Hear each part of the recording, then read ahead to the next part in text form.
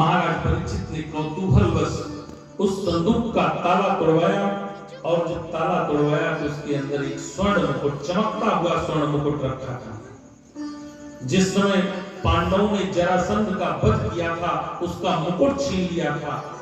चूंकि वो गलत ढंग से छीना हुआ स्वर्ण था, इसलिए पांडवों ने ले जाकर के उसको छिपा दिया था और बाहर लिख भी दिया था कि इसको खोलना मना है। लेकिन कौतूहलवश महाराज परीक्षित ने जब उस संदूक को खुलवाया और उस स्वर्ण मुकुट को पाया, तो उसको अपने सर पर रख करके दर्पण के सामने गए। उनको अपनी शोभा को महाराज परीक्षित बड़े प्रसन्न हुए और उन्होंने क्या किया, उस स्वर्ण मुकुट को धारण किया और शिकार खेलने के लिए जंगल में निकल पड़े। खेलते खेलते बहुत दूर जंगल में चले गए और वहां पर उनको प्यास लगी। चारों तरफ उन्होंने दृष्टि दौड़ाया, कोई न दिखा तो कौन, एक तपस्वी जंगल की उसी कंदरा में बैठ करके परमात्मा के पावन नाम का उच्चारण कर रहा है, परमात्मा के पावन नाम का जप कर रहा है। अपने प्राणों को उसने ब्रह्मानंद में स्थापित कर दिया है। इस जगत से उसका नाता टूट गया है, परमात्मा से उसने अपने को जोड़ लिया है। उसी तपस्वी के पास जाकर के महाराज परीक्षित पानी की मांग करने लगे, लेकिन वो तपस्वी चूंकि इस देश से अपना नाता तोड़ लिया था, इसलिए राजा की बात को सुन न पाया और उस अधर्म से उपार्जित स्वर्ण मुकुट को पहनने के कारण महाराज परीक्षित के सर पर कलयुग सवार हो गया था। इसलिए उनके मन में विचार आने लगा कि मेरे राज्य का एक तपस्वी इतना निडर कि उसके राज्य का राजा आकर के आवाज दे रहा है और वो एक शब्द भी नहीं बोल रहा है। तुरंत एक बगल से तक्षक नामक नाग जा रहा था।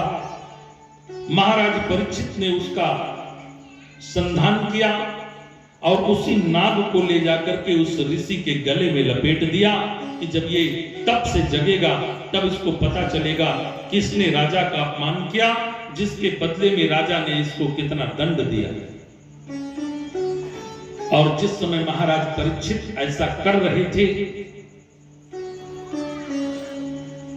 समीक ऋषि के गले में सर्प लपेट रहे थे, उसी समय समीक ऋषि के पुत्र श्रृंगी ऋषि के कुछ मित्र गंगा स्नान करने के लिए जा रहे थे।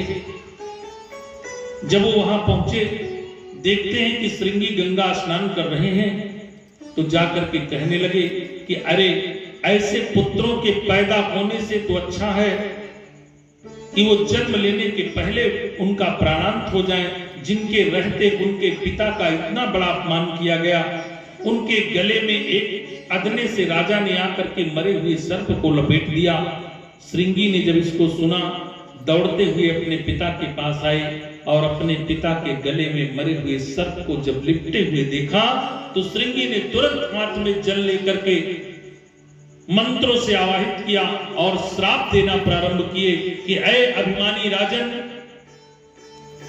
मैं तुझे श्राप देता हूं कि तूने जिस मरे हुए सर्प को मेरे पिता के गले में लपेट करके उनका अपमान किया है, ये ऋषि कुमार तुझको श्राप देता है कि आज के ठीक 7वें दिन उसी तक्षक के काटने से तेरा प्राणांत होगा, तेरा प्राणांत होगा, तेरा प्राणांत होगा। और जैसे ही ये अंतिम शब्द श्रृंगी के मुख से निकलता है, समीक ऋषि की समाधि टूट जाती है। दौड़ करके श्रृंगी का हाथ पकड़ लेते हैं। श्रृंगी, तूने ये क्या कर दिया?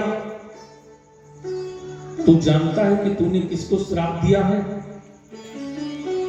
श्रृंगी जी ने कहा कि कोई भी हो जिसने मेरे पिता का अपमान किया है, उसको मैंने श्राप दिया है। मैं किसी से व्यक्तिगत रूप से मेरा कोई विरोध नहीं है। समीक की आंखें सजल हो गई, कहने लगे तूने परीक्षित के परीक्षित को श्राप दे दिया है, पांडव के वंशज को श्राप दे दिया है, जो कि पिता पितामह के चरणों में प्रेम करने वाले हैं, गो ब्राह्मण पालक हैं, जो धर्म की रक्षा करने वाले हैं, साधु संतों की रक्षा करने वाले हैं, ब्राह्मणों की सेवा करने वाले हैं, ऐसे धर्मनिष्ठ राजन को आपने श्राप दे दिया है। श्रृंगी जी कहने लगे कि उन्होंने कुछ भी किया हो, मेरे पिता का अपमान किया सो मैंने उनको श्राप दे दिया। इधर समीप ने तुरंत अपने 2 शिष्यों को बुलाया, कहने लगे जाओ महाराज परीक्षित से बता दो कि तुमको श्रृंगी ने श्राप दे दिया है, आज के ठीक 7वें दिन उसी तक्षक के काटने से तेरी मौत होगी, इसलिए वो अपने मृत्यु की तैयारी करेगी। इधर जब महाराज परीक्षित लौट करके आए, उन्होंने स्वर्ण मुकुट को उतार करके रखा। जैसे ही कलयुग उनके सर से नीचे आया, उनको याद आया कि अरे मैंने तो एक बहुत बड़े ऋषि का अपमान कर दिया। तुरंत महाराज परीक्षित घबरा जाते हैं, अत्यंत चिंता में आ गए। क्योंकि कुपुत्रेण कुलेन नष्टः, कुपुत्रेण हतौ हतः। क्योंकि कुल में यदि कोई एक कुपुत्र हो जाए तो अपने आने वाली और पीछे की 7 पीढ़ियों में कुल का कलंक बन जाता है। इसलिए महाराज परीक्षित बड़े चिंतित हो गए। इससे अच्छा होता कि मेरा प्राणांत हो गया होता, आज मैंने अपने पितरों को कलंकित कर दिया, एक ऋषि का अपमान करके मैंने अपने कुल में दोष लगा दिया। ऐसा बारंबार वो पछतावा कर रहे हैं। इसी समय ऋषि समीप के द्वारा भेजे हुए 2 ऋषि कुमार आते हैं। महाराज परीक्षित को पता चला, द्वारपालों ने जाकर के बताया महाराज 2 कुमार आए हैं। तुरंत उनको अपने पास बुलवाया और पूछने लगे कि तुम्हारे आने का कारण क्या है। दोनों लोगों ने बताया महाराज, आपने जिस ऋषि के गले में सर्प लपेटा था, उसी के पुत्र के द्वारा आप श्रापित हो गए हैं। अब आज के ठीक 7वें दिन उसी तक्षक के काटने से तेरा प्राणांत होगा, इसलिए ऋषि ने भेजा है कि जाकर के मैं आपसे बता दूं कि आप अपने मृत्यु की तैयारी करें। महाराज परीक्षित बड़े प्रसन्न हुए कि मेरे किए गए कुकर्मों का फल मुझे भोगने का मौका मिलेगा, ये मेरे लिए बहुत अच्छा है। ऐसा मन में विचार करके महाराज परीक्षित ने क्या किया, तुरंत राजसी वस्त्रों का परित्याग कर दिया, वल्कल वस्त्रों को धारण किया, अपने पुत्र जन्मेजय का राज तिलक किया और अपने राज्य के तमाम पंडित पुजारियों को बुलवाया, गुरुओं को बुलवाया और सबके सामने विनयावनुत होकर के हाथ जोड़ करके प्रार्थना करने लगे कि प्रभु, जिस व्यक्ति की मृत्यु केवल 7 दिन बची हो, उस व्यक्ति को मोक्ष की प्राप्ति कैसे हो सकती है, उसको जीवन के परम लक्ष्य की प्राप्ति कैसे हो सकती है, क्या यह संभव है? महाराज परीक्षित के राज्य में आए हुए तमाम अमलात्मा, बिमलात्मा, महात्मा, योगेंद्र, मुनींद्र, कबींद्र, जोगी, जति, सन्यासी, अनुरागी, बैरागी, पंडित, पुजारी, ज्ञानी, अज्ञानी जो भी आए, सारे लोगों ने कहा कि जन्म जन्म मुनि जतन कराही, जन्म जन्म मुनि जतन कराही, जन्म जन्म मुनि जतन कराही, जन्म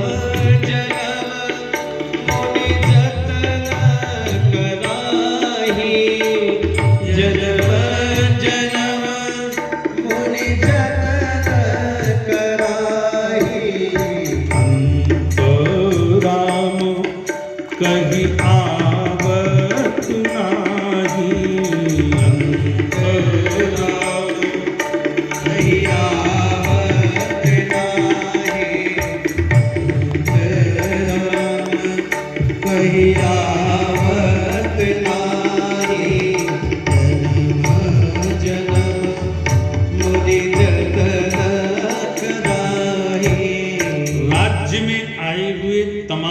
संतों ने, ब्राह्मणों ने, पुरोहितों ने कहा, राजन, जन्म जन्मांतर तक, कल्प कल्पांतर तक तमाम महात्मा, ऋषि, साधु, सन्यासी परमात्मा के उस पावन नाम का जप करते हैं, लेकिन उनके भी मुख पर अंतिम समय में राम शब्द नहीं आता है, परमात्मा शब्द नहीं आता है, और आप केवल 7 दिनों में परमात्मा प्राप्ति करना चाहते हो, हमको तो असंभव लग रहा है।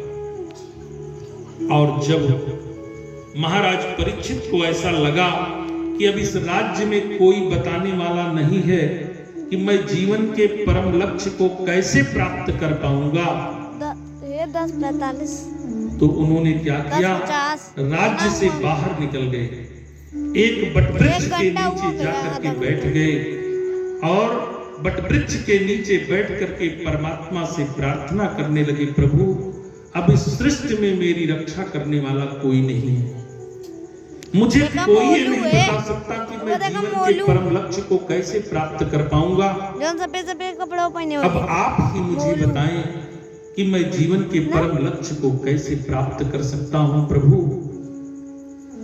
आप तो करुणा निधान हैं, कृपा निधान हैं, समदर्शी हैं, भक्तों के ऊपर कृपा करने वाले हैं, और अब आप ही बताएं कि मैं कैसे जीवन के परम लक्ष्य को प्राप्त कर पाऊंगा। बैठ करके बार बार विनती करते हुए श्री महाराज भगवान से प्रार्थना कर रहे हैं कि आया तेरे शरण में यही सुर 12 हुई ये देखा पहले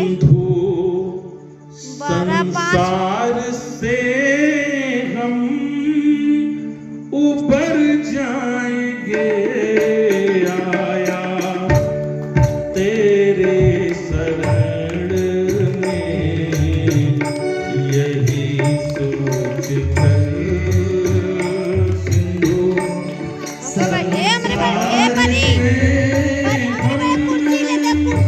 ऊपर जाएंगे, तेरी शरण में यही सोच कर सिंधु संसार से हम उबर जाएंगे, आपने गर्भ में नाथ ठुकरा दिया, सोचिए हम किधर जाएंगे, आपने गर्भ में नाथ ठुकरा दिया, आप ही सोचिए हम किधर जाएंगे,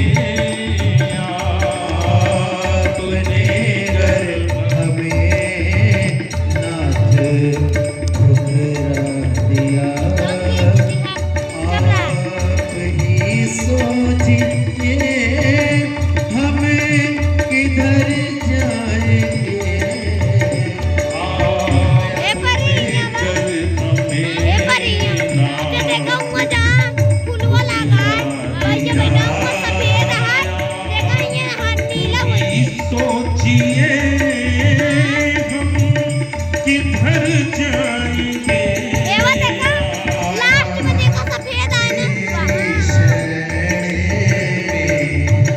यही सोच कर सिंधु संसार से हम उबर जाएंगे, आया तेरे शरण में